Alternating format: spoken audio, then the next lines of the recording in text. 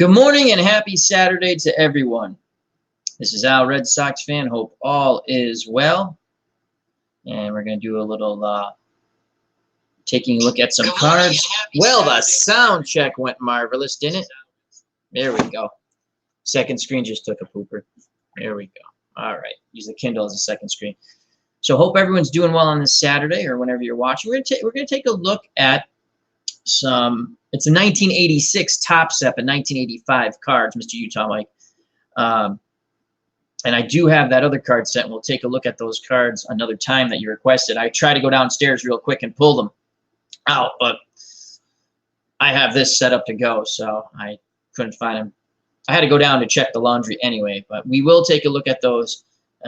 Sports Time Machine, our good friend, Mr. Utah Mike, and please check out that wonderful channel. He has Stratomatic Baseball up doing the 1977 World Series replay. Card and dice using the PC. It's a wonderful way to go if you don't have the room to play card and dice.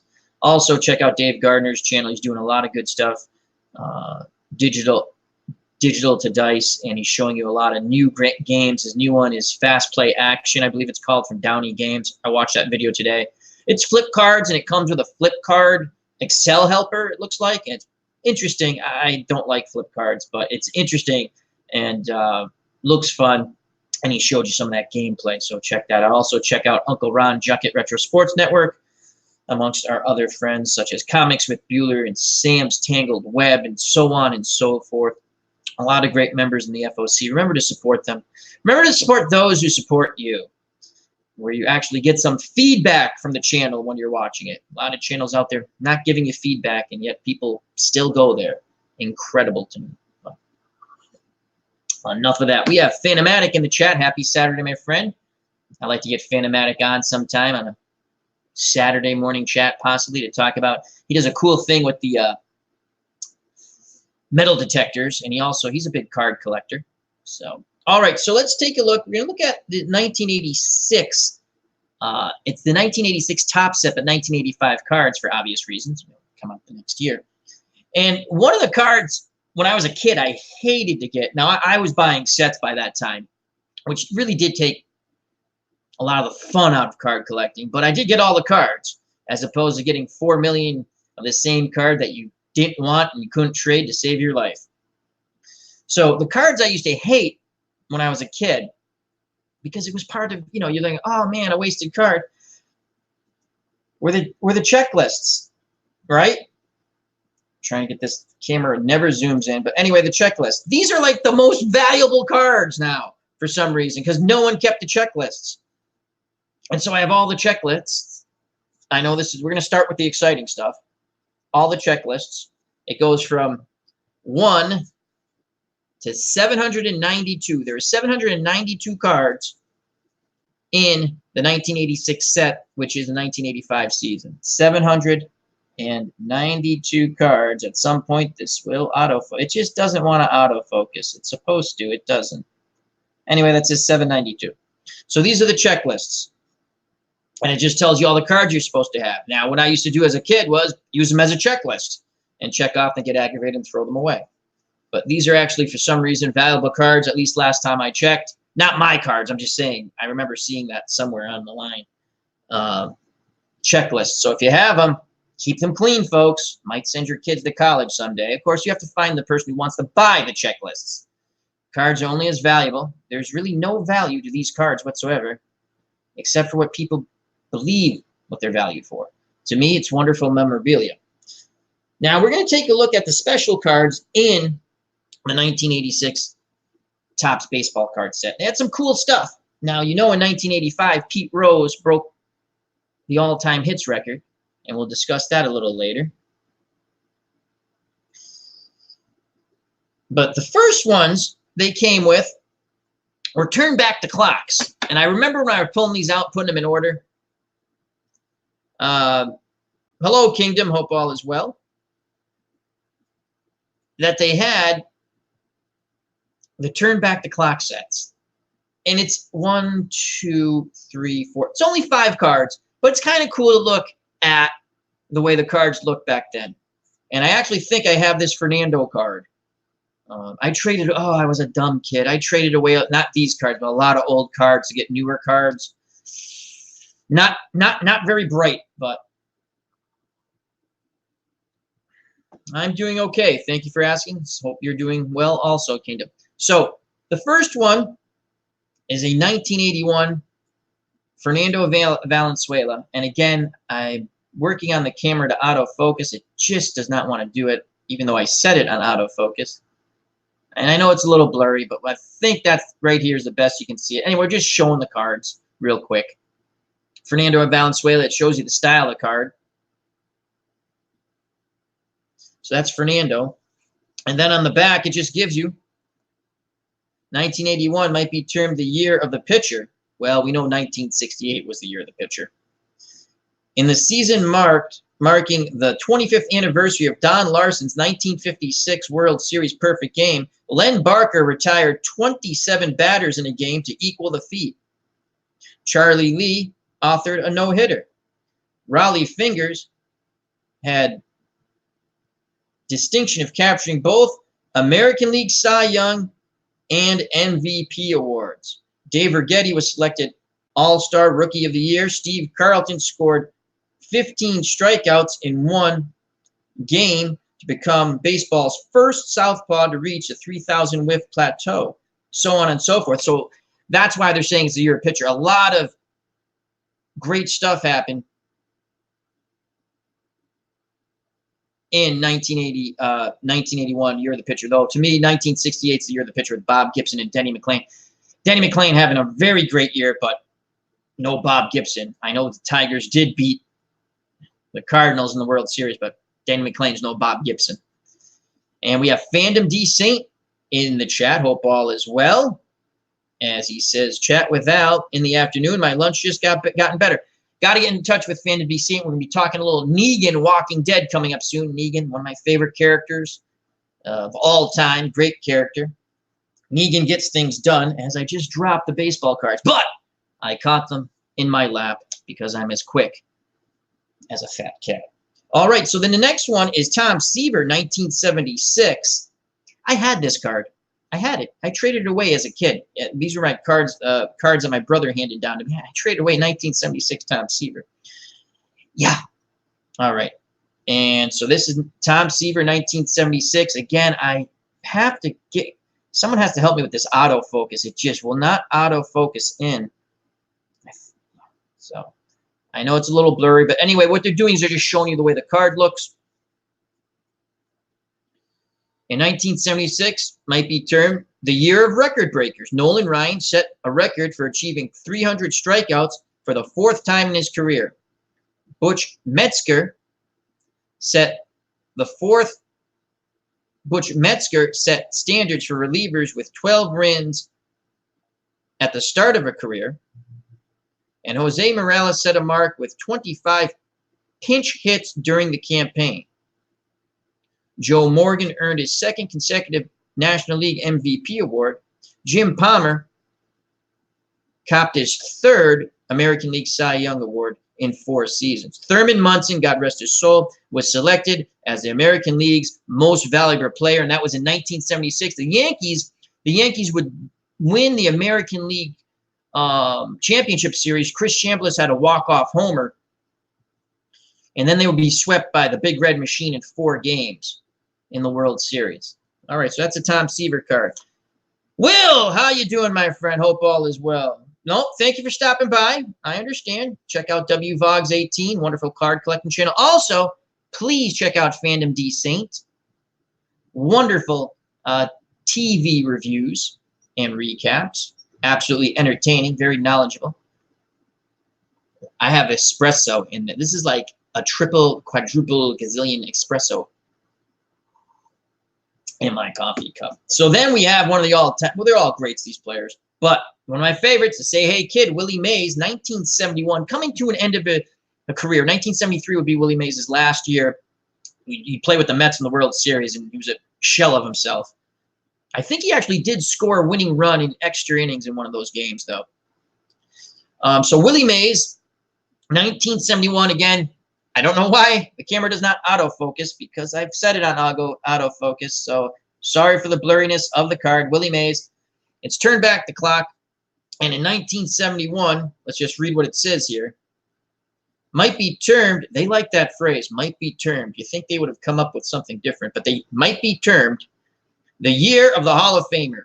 In the season marked the 25th anniversary of Jackie Robinson, 1946 entry into pro baseball, first African-American of the 21st century to play in pro baseball. Satchel Paige became the first African-American from the Negro League to be elected to the Hall of Fame. Hank Aaron connected with his 600th home run, and Harmon Killebrew and Frank Robinson each belted their 500th. Boom goes the ball. I added boom goes the ball. Ernie Banks, Mr. Cubs, retired with 512 homers. Imagine how much these gents would be making today. If we're going to go back to one of my favorite punching bags, what's his face, who plays in Philadelphia. You know who I'm talking about. I don't even like to mention his name. He gets $300 million. Now, no ball player. Now, God bless anyone who can get $300 million for whatever you do. I wish I could get $300 million. It's not happening. So God bless him. I'm happy about that. But really, God, can't shine these guys' shoes. So anyway, Willie Mays, Say Hey Kid, coming to an end of a career. 1973 with the Mets would be his last year. We have Uncle Ron Juckett from Retro Sports Network. Check out that wonderful channel. I still got to check out his AFL football game from last night. I was preparing my stream. Lots of wonderful stuff there. Also, check him out with Dave Gardner on Digital Dice Podcast. The last one, they're all good. I think the last one was their 4th podcast, and absolutely outstanding. And Ron did a wonderful job. He was talking about how card and dice and just the whole sim genre has to do a little better job marketing. Ron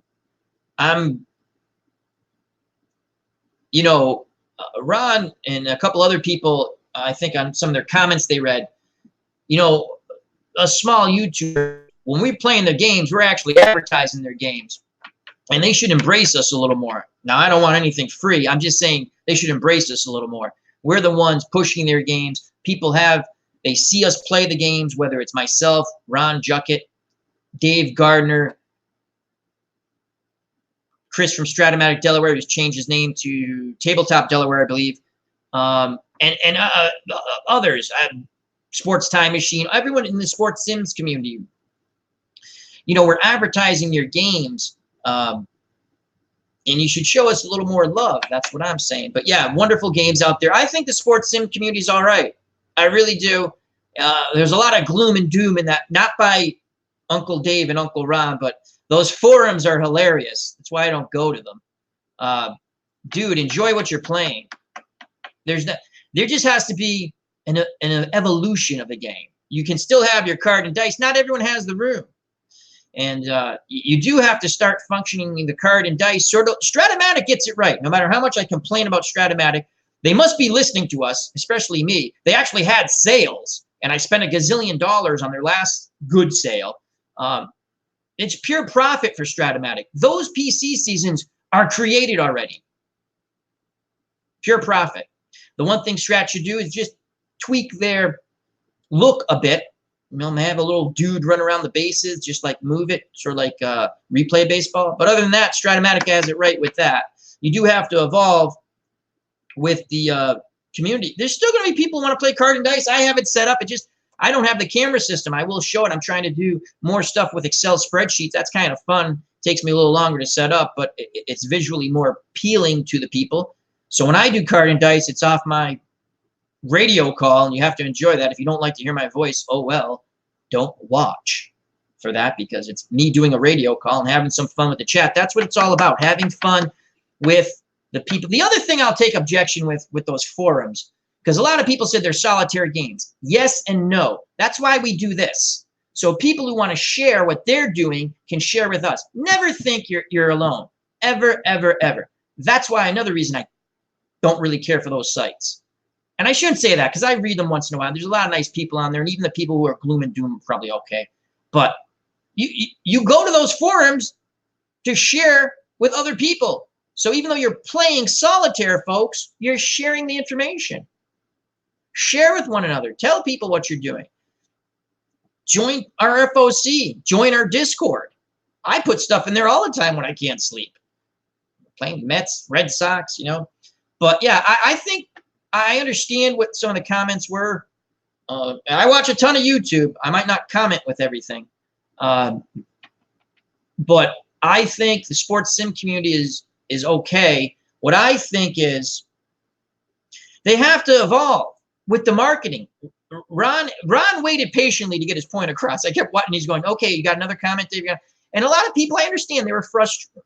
Not frustrated, but they thought that, the downslide because people aren't playing the game. Let me tell you something. If you show, people are going to play Madden. They like Madden. I used to like Madden in the day. And then I realized Madden, still a fun game. I don't play anymore. Statistically, not very accurate. Okay?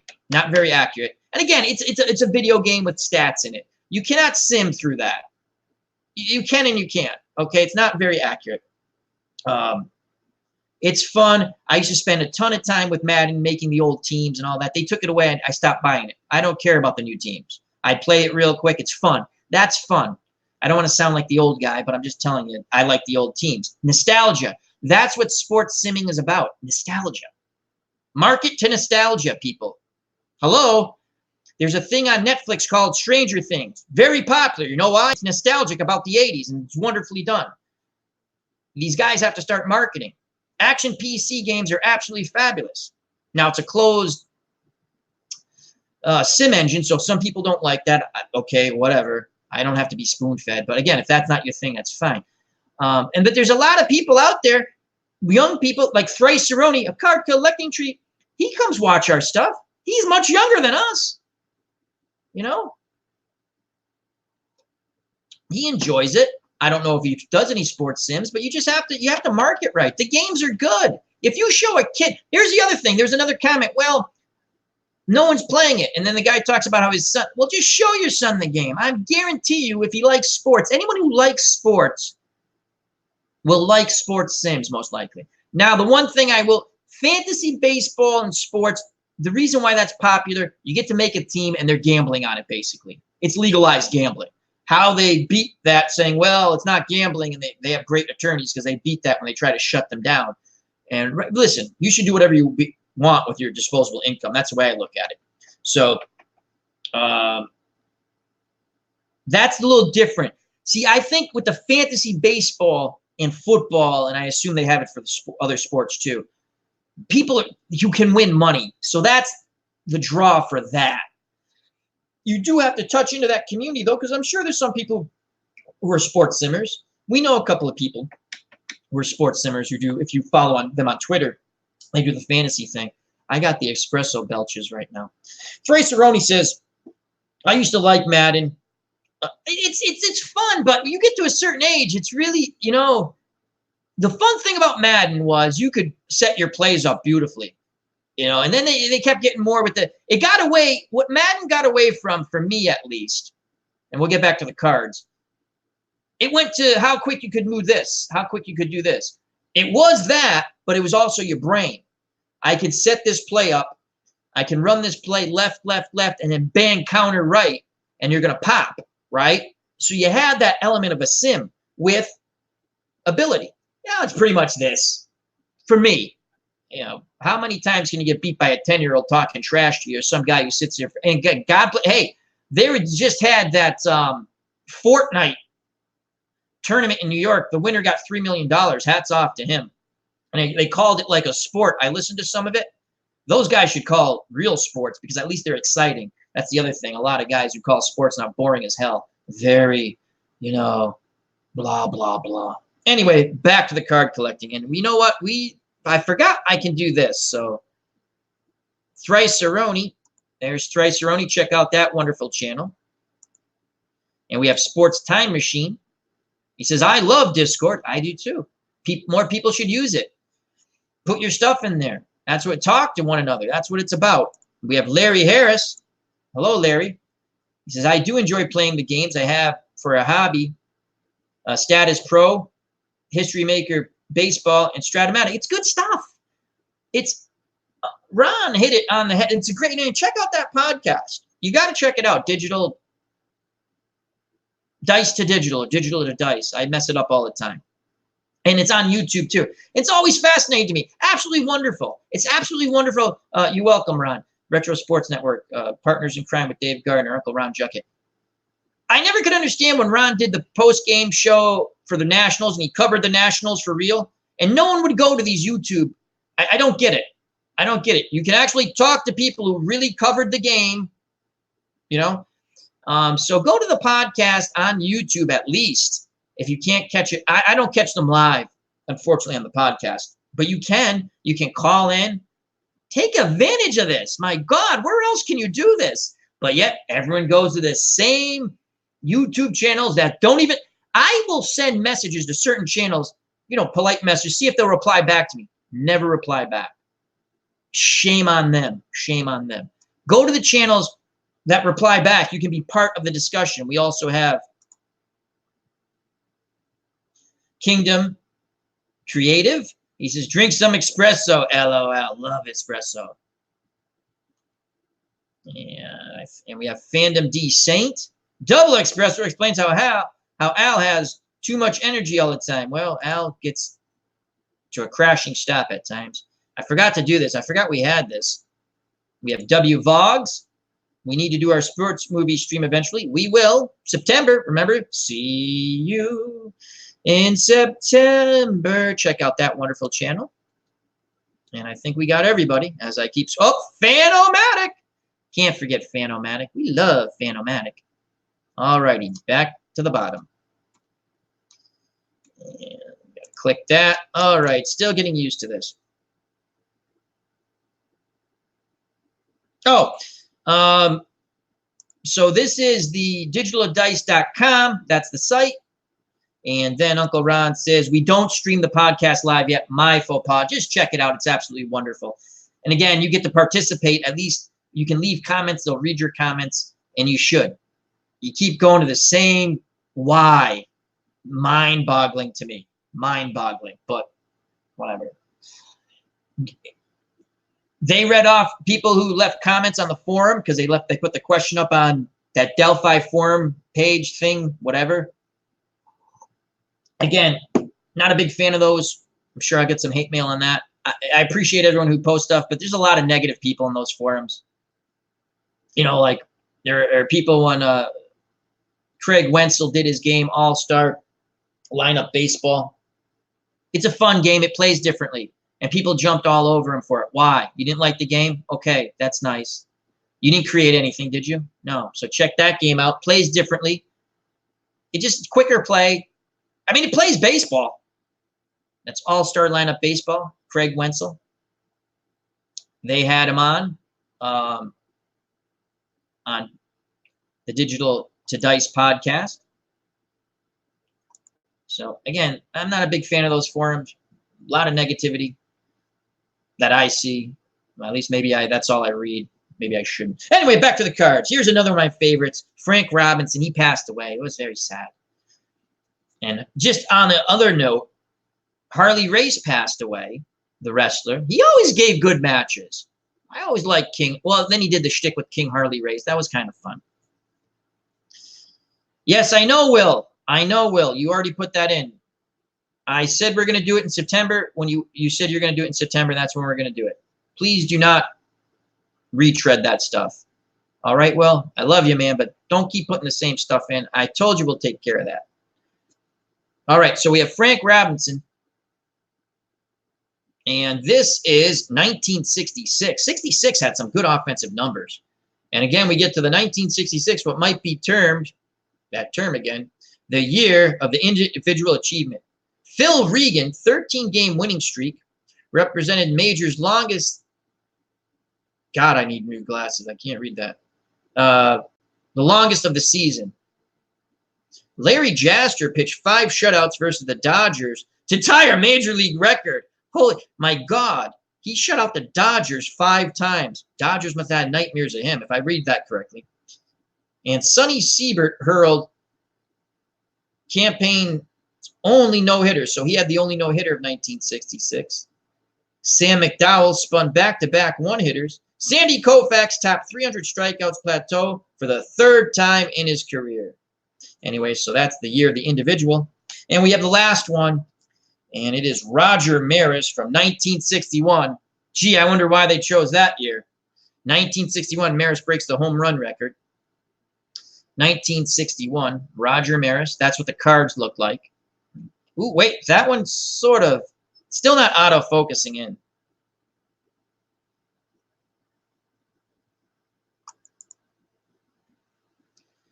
Okay. And in 1961, might be termed the year of the slugger. Cepeda, Orlando Cepeda, led the National League with 46 homers and tied for the Major League lead in RBIs, 142. Frank Robinson led with a .611 slugging percentage and was MVP. There was the 77 77 grand slams were hit. Again, there was expansion in 61, I believe, right? Expansion. I believe there was expansion in 61, so some bad pitching also. I think 61. Did the Angels come in 61? I know the Mets come in 62. Maybe 61 was not. I'd have to double check that. I could be wrong with that. Probably am.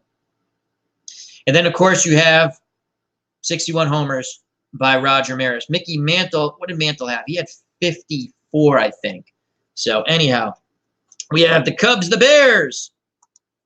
Our good friend. Hazy Saturday morning, drowsy, goes to YouTube, thinks he's hearing Al singing, "See you in September," swears off liquor, hopes my equilibrium returns. Well, I knocked you for a loop. That's what we do here.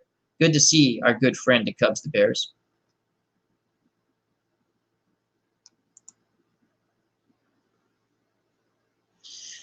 And hold on a moment.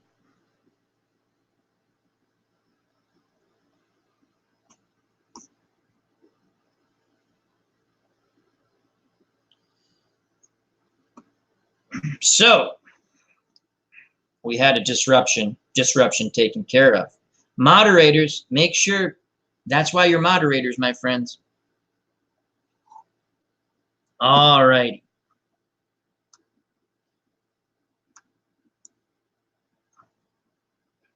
As Phantom D Saint says, stay hydrated, people. Hot over here in New York. It is.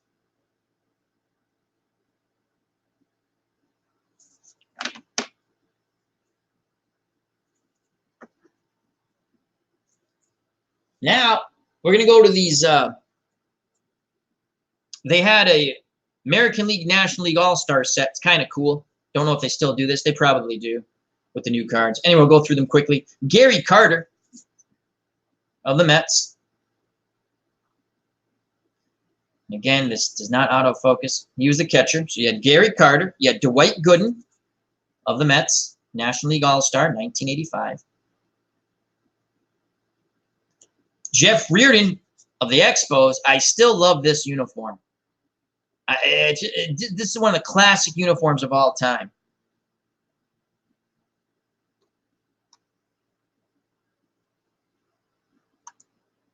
Doubleheader today. Can the Red Sox stink anymore? They sure can, because they don't know how to play basic baseball. Actually, they got a pretty decent pitching performance. They only gave up one grand slam. They lost 4-2 to the Yankees. Hats off to the New York Yankees. John Tudor, the ex-Red Sox. Let's see if we can. Oh, I had it good before. Now I can't remember where to. Again, not auto-focusing, but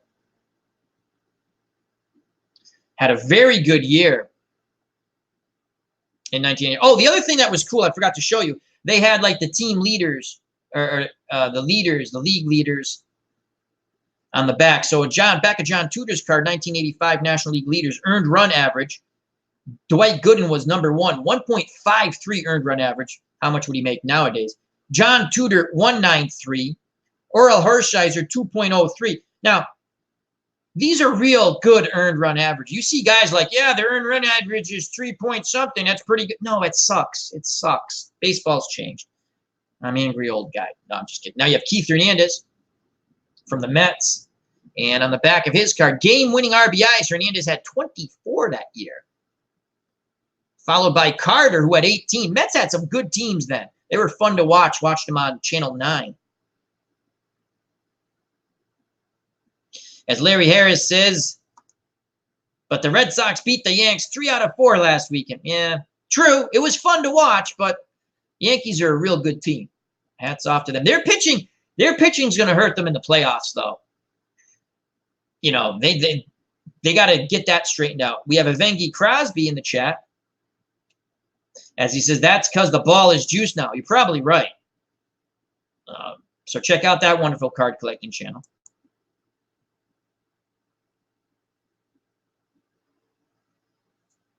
You have Dale Murphy. Oh, God, look at that. That's a mesh hat. You can't tell. But that is actually a mesh hat. They didn't play with that. That had to be like during batting. I hated mesh hats when I was a kid. They went to mesh hats like for baseball because it was cheaper. I hated those. Dale Murphy. And on the back of Dale Murphy's hits, Willie McGee led the league with 216 hits. Dave Parker, 198. Murphy had 185. And here's Willie McGee. National League. Again, I'm going to be working on the autofocus. It's just, the camera's supposed to autofocus.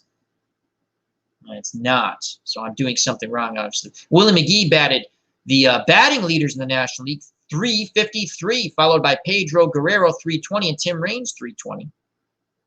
Tony Gwynn hit 317 that year.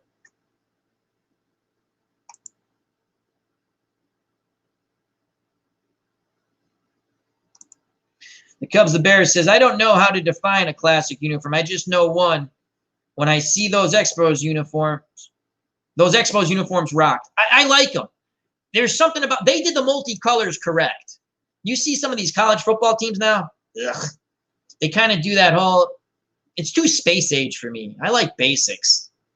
That's what I like. That's just me. If people like that other stuff, that's wonderful.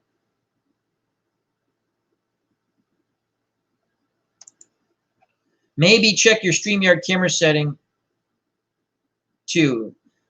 Is it if they turn off the autofocus? Okay, I'll check that later. Thank you. Might need some help with that. Phantomatic. The 1979 Pirates uniforms, LOL. Yeah, they're a little bit funky. I did like the old-fashioned hats for a bit. Then that wore on me. It was a different look. It was a different look. Pedro Guerrero. Again, we'll work on the autofocus at some time.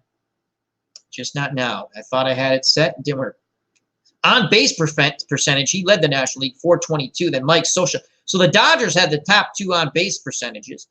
Guerrero, 422, and Scioscia, 407. Let's speed this up a bit as I got bogged down. Tommy Herr, second baseman, Cardinals. Runs batted in. Tommy Herr, as a second baseman, came in third, 110. The leader, Dave Parker for the Reds. Murphy was second, 111. Tim Wallach, I believe, was a third baseman. Obviously, there's for the Expos. Again, I love these uniforms. Runs. Dale Murphy, 118 runs. Tim Raines, 115 runs. And Willie McGee, 114. And then the Wizard of Oz, Ozzie Smith for the Cardinals. Stolen bases, Vince Coleman, 110. Followed by Tim Raines, 70. Tribes fans here, hope all is well. How you doing, my friend? Check out that wonderful channel. Larry Harris said, I don't know what it is, but I enjoyed following the Braves back in the day, even though they were not good at all in the 80s. Yes, I am always a Tribe fan. Boom, boom. He's here all week. Well, they had that one good year with Joe Torre when they won the division. They had good ball players, and they had Phil Niekro. And we'll get to Phil Niekro in a moment. So that's that. That's the American League, National League, excuse me. Let's go to the American League. We got three more little special cards sets in special card units, I guess, to go through. And we have the Gator, Ron Guidry, who made me cry many times as a child, especially in 1978. The Gator is absolutely awesome. Take a look at his career. It's much better than most people remember. Ron Guidry, the Gator. And on the back of his wins leader, Ron Guidry had 22 wins. 22 wins in 1985. I had forgotten about that, how good Ron, I mean, I remember he was good. That's 78 as Ron's going, boo! I always liked Ron Guidry. Larry Harris. I enjoyed Tommy Herr as he would hit eight or nine home runs and still drive in 90 to 100 RBIs. Yeah, he was an RBI machine, doubles guy. He was a clutch hitter, Tommy Herr. Louisiana Lightning from Tribes fan. Okay. Brett Saberhagen. A young Brett Saberhagen. Earned run average is on the back of this card. Saberhagen finished third with a 2.87. The leader was from the Blue Jays. I should hold this up a little more so actually people can see the card. Dave Steve, 2.48. Followed by Charlie Leibrandt. I remember Charlie Leibrandt, 269. And here's Dan Quisenberry. You remember Dan? Sidearm, closer. Saves. He had 37 saves to lead the American League, followed by Bob James of the White Sox. I am not familiar with Bob James. Oh, he saved the game I played in my 77. I think it was Bob James when they beat me last night in Action PC. Willie Hernandez for the Tigers, 31. Donnie Moore, God rest his soul, 31. Jay Howell for the A's, 29. Dave Righetti for the Yankees, 29. And no Red Sox is on there because they were not bueno in 85. Then we have Jorge Bell.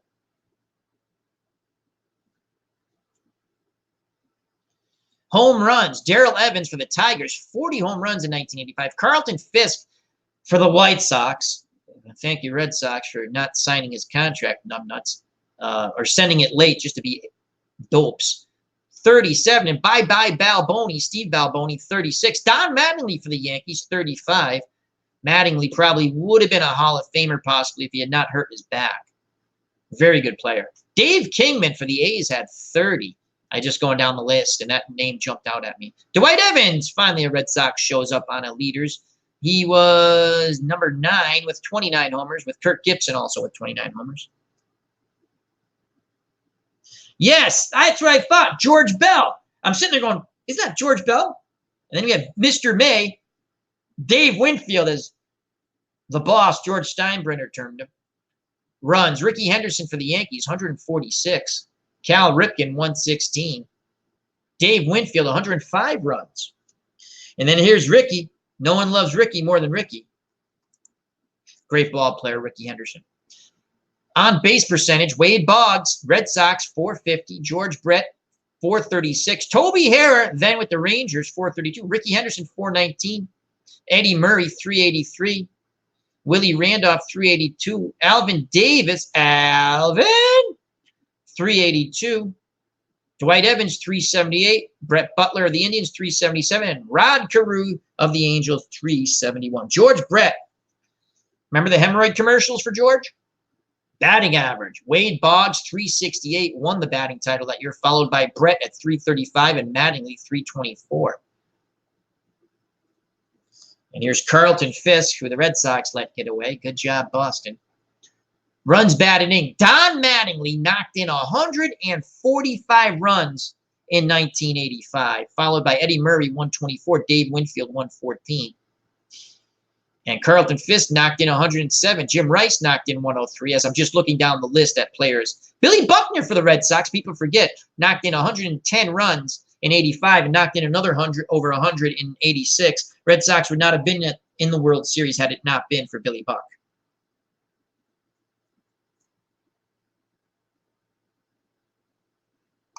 Tribes fan says, World Series MVP and Cy Young winner in 85. Ooh, good question. 85. I don't know it right off the top of my head. If someone does, put it in the chat. Good question.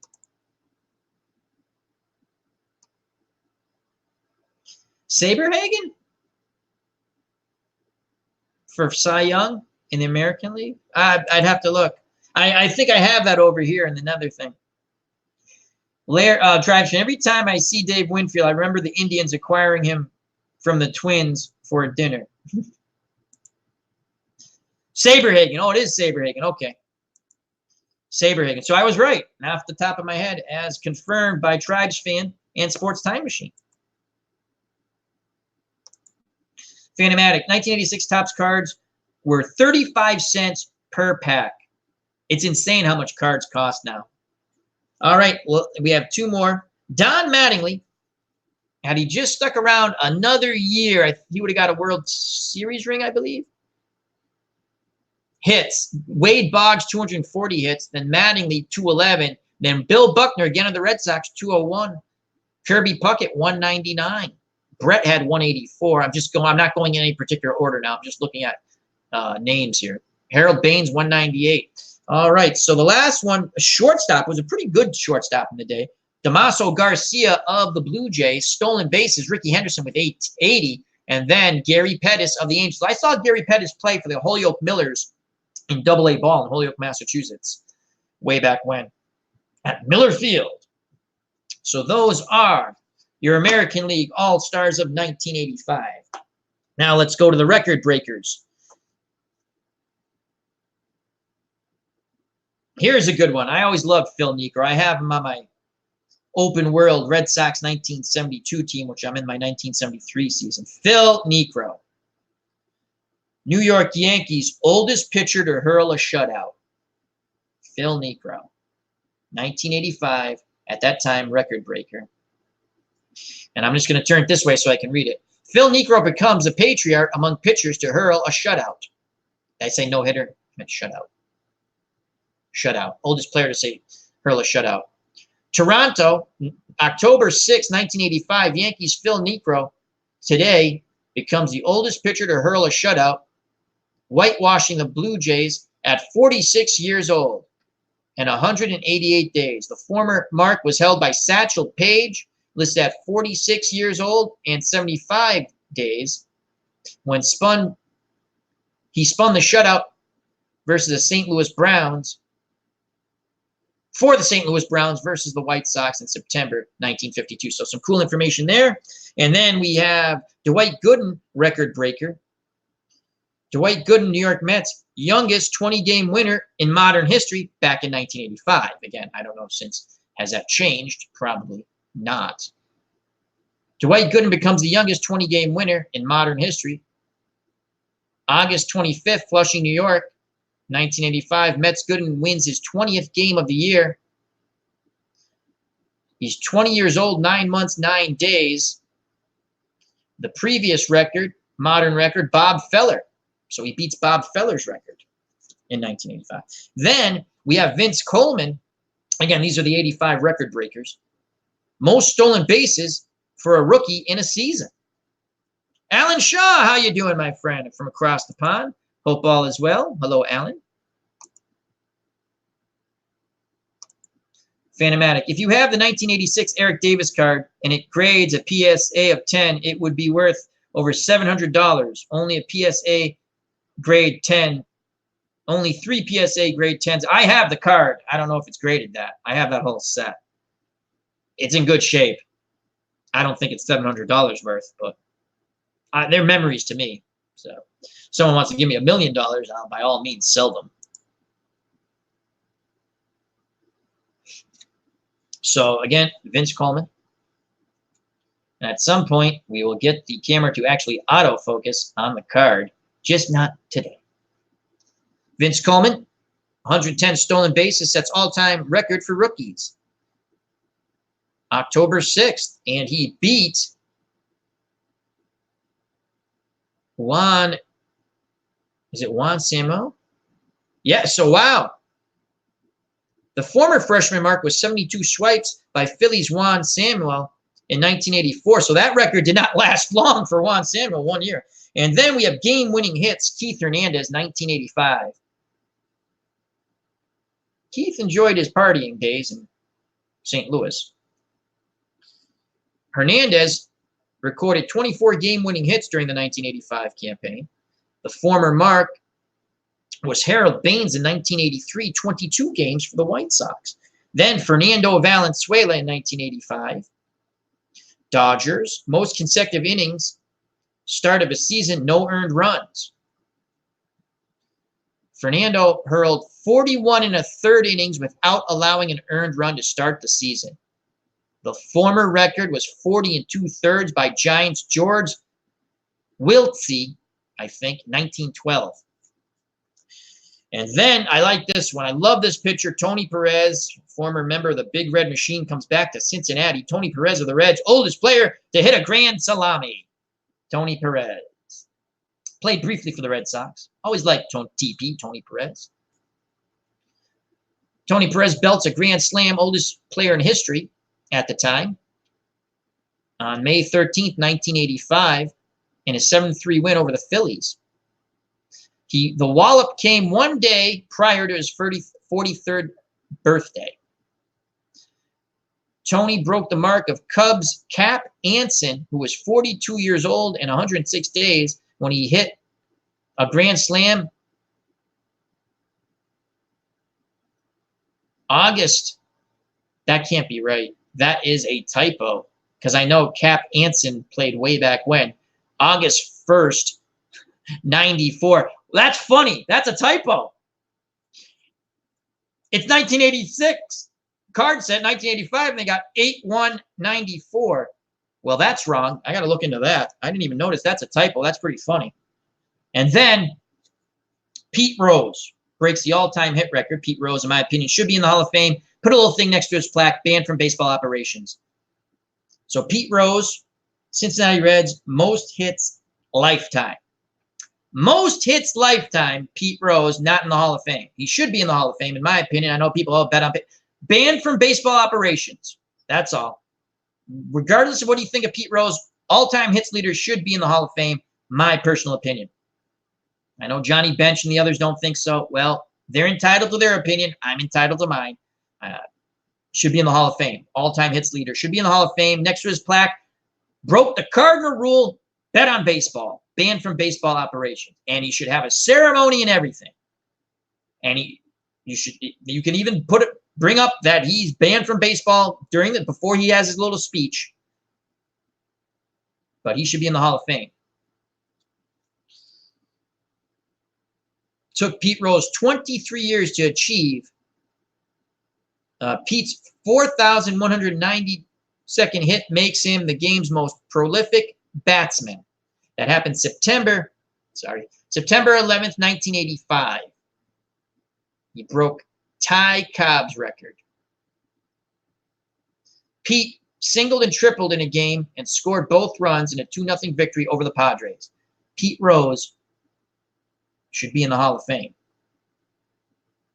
And now we go to some special Pete Rose cards that were really cool. I remember when I pulled the set out, I remember these. They give you a collage of all of his baseball cards for his whole career. This is really cool. This is really cool.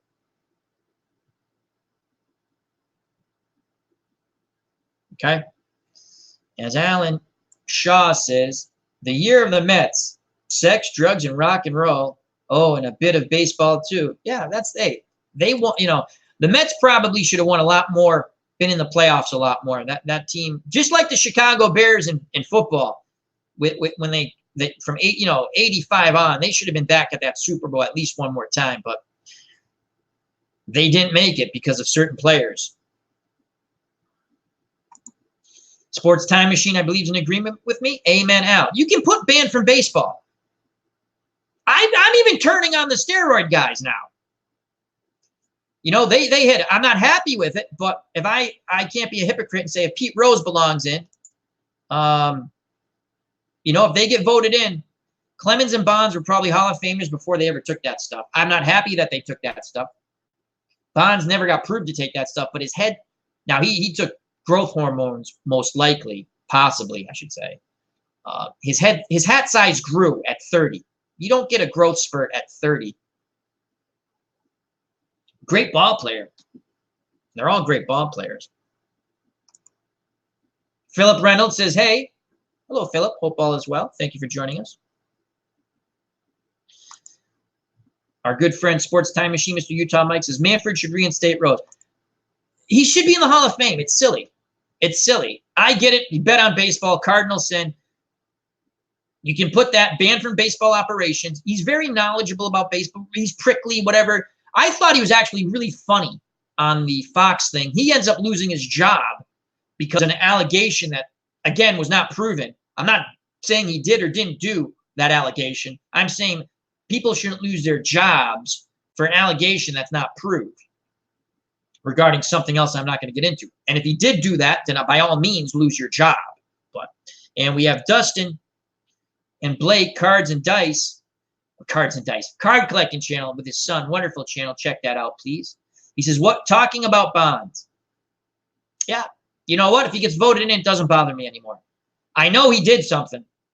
I know he did something.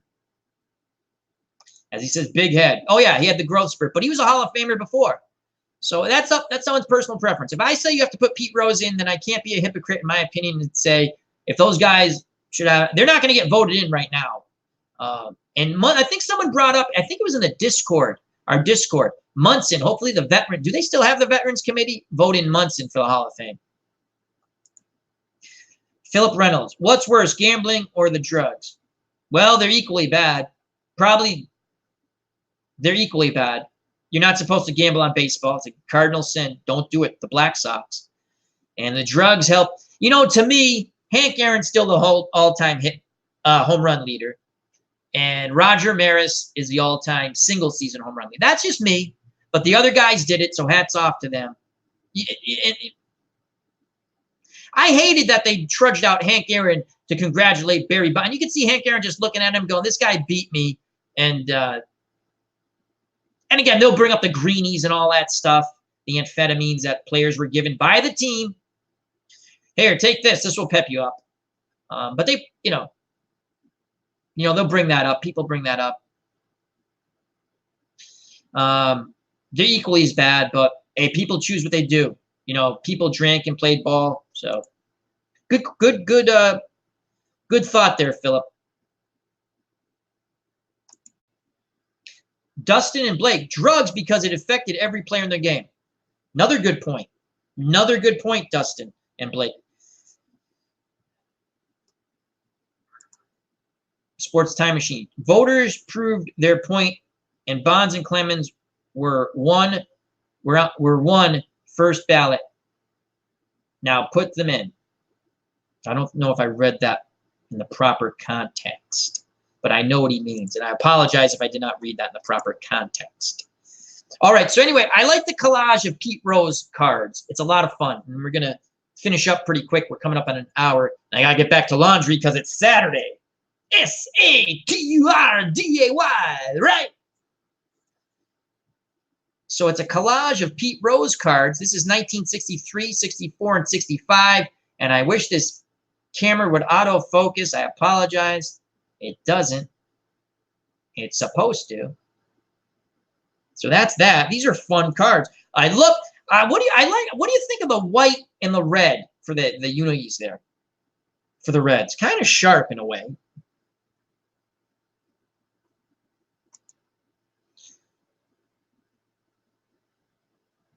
Sports Time Machine. We're not first ballot choices. I meant, yeah, they proved their point. I understand now. That's what I thought you meant. So good point. Put them in. If they get voted in, I'm not going to be that way anymore because Pete Rose belongs in. So those guys did it. Again, I'm not happy. They probably took substances, as did a lot of other players. What I don't like is when someone says like, oh, Pedro Martinez might have did something. Never on any of those lists or anything. Never rumored to do anything. So I don't like when people say that. Pedro Martinez probably, for me, was must-see TV when he pitched. I remember when Pedro came back with the Phillies. That's the year the Phillies lost in the World Series. I can't remember to who. He pitched like the second half of the season, gave him like 6 innings every time out. He couldn't throw hard anymore, but he knew how to pitch. It was a lot of fun to watch. Pedro was must-see TV, whether with the Red Sox or not afterwards. And then we have the Pete Rose 67 to 70, 67, 68, 69, and 70. And now the Reds, you can see, go to the solid red cap. Philip Reynolds. If the teams gave the players the drugs, can you really fault the players? No. The doctor said, take these. Team doctor said, take these. This will help you. That is the big difference. Great point, Philip. That is the big difference. Where the team literally had the stuff out there going, yeah, take this, you'll feel better. And players took it. The greenies and whatever else. Joe DiMaggio, it was funny. He used to have the clubhouse kid go get him like 4 coffees. That's why he's Mr. I read that somewhere. It sounds correct. I'm not there, but it was pretty funny. That's Mr. Coffee. If not, it's a great fictional lore story. Great points by Philip once again. So again, Pete Rose. Now we go I love the card collage. And I wish this could this is 71, 72, 73, and 74. And they have information on the back. I'm not going to read it to you. You know Pete Rose. And if you don't, look them up. And then 75 through 76, the heyday for the Big Red Machine. 75 and 76, back-to-back World Series over the Red Sox and Yankees. 77, they start to fall off a bit. And in 78, the Big Red Machine's pretty much done. They have one last hurrah in 79 with not the same team, and they would lose to Pittsburgh, I think 3 straight in the National League Championship Series. That's the last time they won the division for quite a long time. And then we'll see Pete Rose going from the Reds to the Phillies now, from 79 to 82. So Pete Rose, 79 is last year before he goes back to the Reds, then 80, 81, 82 with the Phillies. And they would win a World Series with Pete Rose. The only thing is, didn't he not play with the Expos? Am I missing a card? I don't think I'm missing a card. I checked. I made sure. I thought he played with the Expos one year. In fact, I have a card with him with the Expos. I got to look at that. So they might have missed a collage card in here. Huh. All right, and here's the 83, 84, and 85. Can someone let me just, I have that. Hold on a second. I have Pete Rose up here. Let's share this. I could have sworn he played. Maybe it's Tony Perez. Maybe I'm getting confused here. I'm old. I get confused. Hold on a second. Let's go back to share screen here. See if I remember how to do this. And share screen. And Chrome tab. Baseball reference. Share. Hopefully this doesn't lock up my computer. And let's see here. Montreal. 84. Oh, it's because, okay, so I'm almost 90. I'm going to have to look that up. I have a card. I saw it.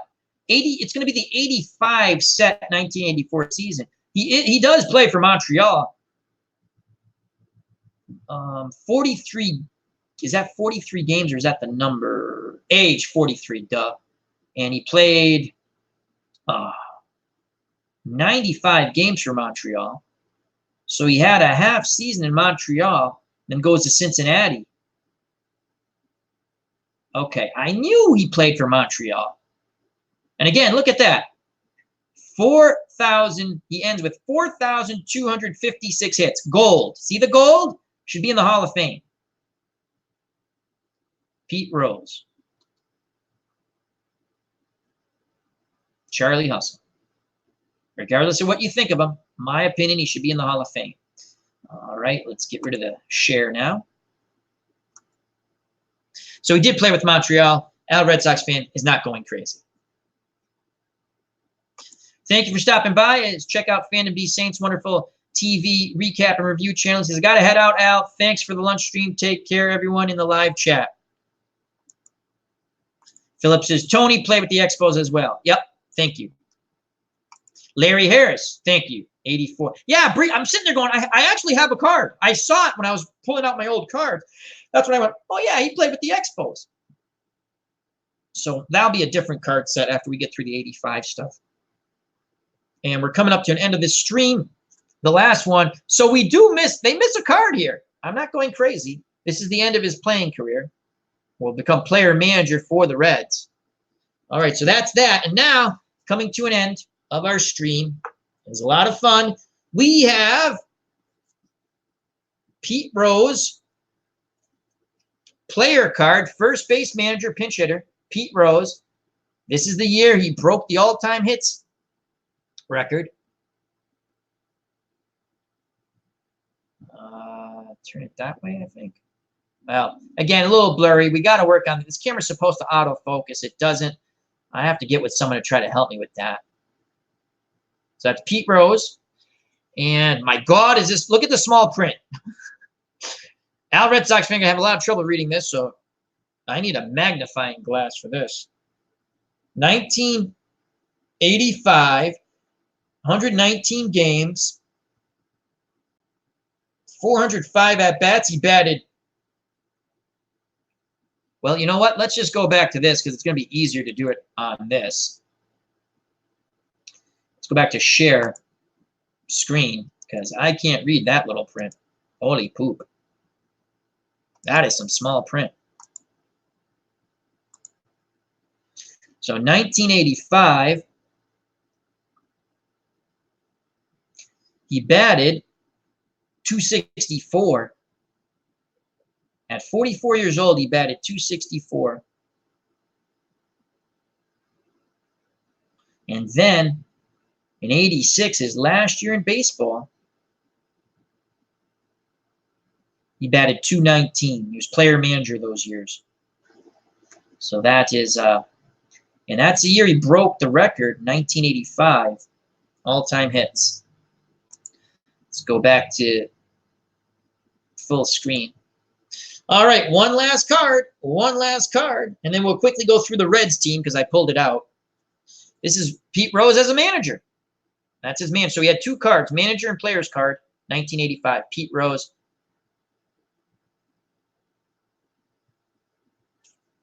Braves for life. How you doing? And now the Cincinnati Reds, you have they had a leaders card, Davey Concepcion, and they tell you the leaders. Dave Parker, so that's Davey Concepcion. This is the leaders card.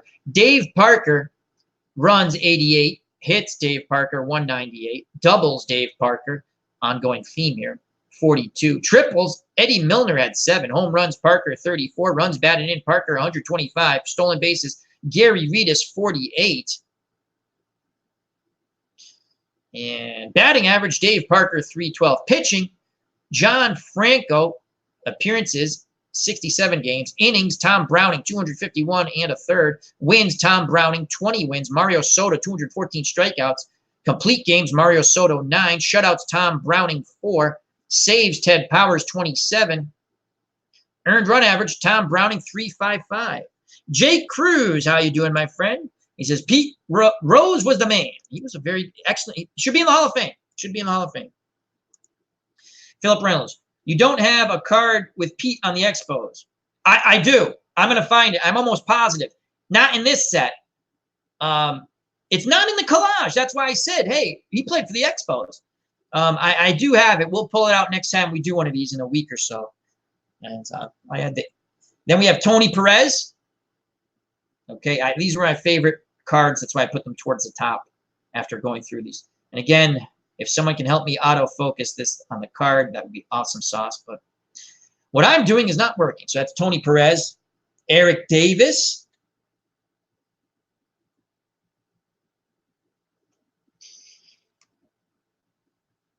Dave Van Gorder. Sounds like he's got a Gorder. Dave Van Gorder. Look, probably a backup catcher. I don't remember him too much. Andy McGaffigan. I should hold it like this. Andy McGaffigan. 1985 Reds. Ted Powers. 1985 Reds. Again, he was one of their team leaders. Joe Price.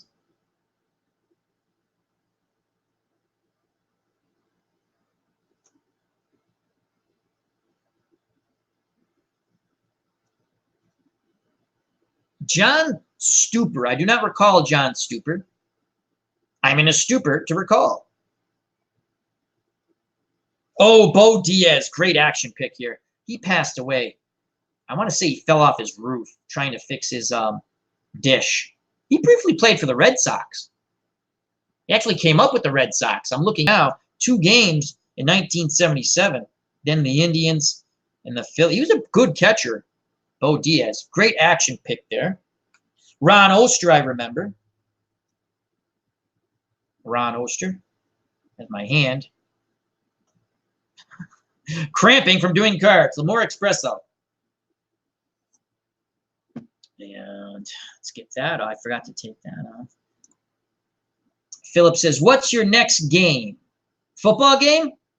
In our tournament? Is that what you mean? Not a lot of people are watching those games, but I will continue. As I don't think they like them too much, but I enjoy them.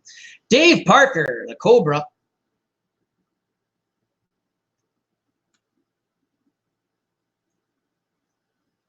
Eddie Milner.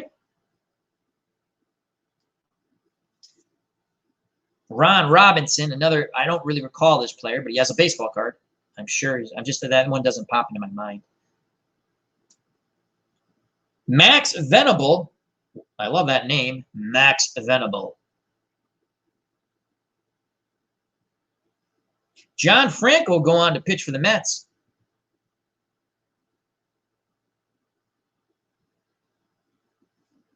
Nick Esaski would go on to play for the Red Sox. Actually, was a power hitting first base. Red Sox in a time period had no power hitters. It was very sad. He hit 30 home runs for the Red Sox, and then he had vertigo, and I believe he went somewhere else and he had to retire. Nick Esaski. D. Scott Howard, how you doing, my friend? Hope all is well from out west near the Pacific Ocean.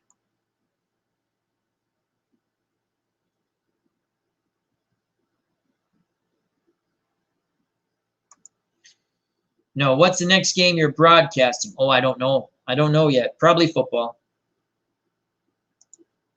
Braves for life. Diaz died in 1990 in Caracas. For some reason, it sticks in my head. He was trying to fix his dish, like the dish on the the roof. That's what sticks in my head. I could be wrong. I thought it was an accident. He died. Tom Browning. Oh, it was Tom Browning who was a leader. He's the one who had the 20 wins. My faux pas. I think I said it was the other gentleman. Tom Browning. Tom Hume. I remember Tom Hume.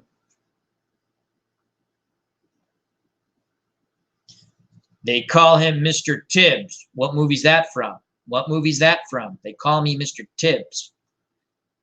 Not this J Tibbs, but I thought that's pretty funny. D. Scott Howard, they call me Mr. Tibbs. What movie? Great movie. Mario Soto. Oop, fumble. I fumbled the baseball card. Mario Soto, very good pitcher. D. Scott Howard. Dog sitting on an island in the middle of Puget Sound this week. 2 Great Danes and a pug. That sounds like a joke. Boom, boom. 2 Great Danes and a pug walked into a bar. Awesome sauce. Larry Harris. I remember all them bums for the Reds. The Cubs and Bears got it. In the heat of the night. You are correct. Sidney Poitier and Rod Steiger. If you have not seen that movie, that is awesome. That is an awesome movie. In the heat of the night. They did a TV series with Carol O'Connor. Pretty good, but not as good as the movie. It was absolutely outstanding. Captain Carl 8 says, hi, Al. The satellite dish fell on top of his head and neck. Okay, so I was right. I did remember that correctly. And D. Scott Howard says, heat of the night. You are correct. Tribes fan. Esaski went to the Braves and had vertigo. Thank you. Oh, Braves for life. I'm sorry. I said Tribes fan. Thank you, thank you, thank you. Okay, we're almost done. Dan Billardello, a Paisan. He was a catcher. I remember him. Davey Concepcion coming to an end of his career. This might have been his last. What was his last? Well, I don't know. Actually, I'd have to look. But he's coming to an end of his career in 85. I'm looking to see the end of his career. It's the 85 card, Al. It only goes up to 85. Davey Concepcion, member of the Big Reds team. The Big Red Machine teams. Gary Vitas, again, I saw Gary Vitas play. Oh, you know what? Was that Gary? Was that Pettis? I have to think this over now. It could have been Pettis, not. It was Pettis, not Gary Vitas. Yeah, it was Pettis because Pettis played for the Angels, correct? That's who I saw play for the Holyoke Millers back in the day. Gary Vitas. And we're almost done. Frank Pastore, I remember him. Buddy Bell, his dad, Gus, played for the Reds. Buddy Bell was coming to an end of a very good career. And last, third baseman, shortstop, Wayne Krenicki. I think the CH is a K. Wayne Krenicki. And that's it for your Cincinnati Reds of 1985. I have to get back to doing laundry now. A little distraction. I hope everyone enjoyed it. Braves for Life says, yes, it was on his roof with the satellite dish sad. Okay, so I remember that. I was like, wow, Bo Diaz is dead. Very good catcher, in my opinion. A very good catcher. So I hope you enjoyed it. We went a little longer than I wanted to. I want to go an hour. We went hour 10. Larry Harris says, Buddy Bell was my favorite player growing up as an Indian. Very good player. Then he got traded to the Rangers. Does anyone recall what that trade was? Because Mike Hargrove was also an Indian. So was it Hargrove and Bell to the Rangers for other players? I don't recall. So another discussion at a later date. So thank you very much. I want to thank everyone who stopped by, shared some espresso coffee with me. Pete Rose should be in the Hall of Fame, in my opinion. You can put banned from baseball. Thank everyone who stopped in. Hope you enjoyed it. And we'll see you soon. Health and happiness. Take care. Bye-bye. God bless. You know what's coming, folks. You know what's coming. One last thing from Braves for Life. Reedus went to the Pirates and played their early 90s playoff teams. Okay. Yeah, I think it was Pettis who I saw. It's Gary Pettis. And I saw Gary Reedus, and that's what I thought. Anyway, thank you very much from the bottom of my heart. God bless. Peace.